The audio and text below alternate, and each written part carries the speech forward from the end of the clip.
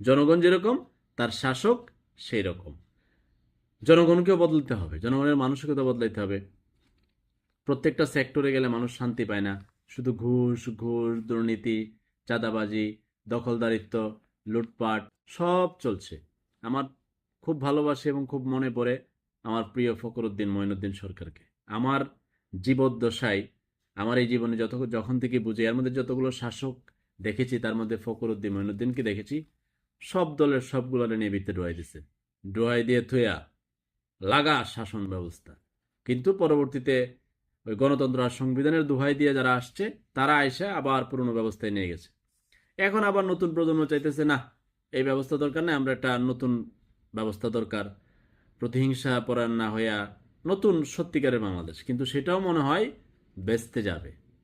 সেটা হয় কিনা আল্লাহ জানে। যে পরিমাণ ঝামেলা ঢাকা চলতেছে সারা বাংলা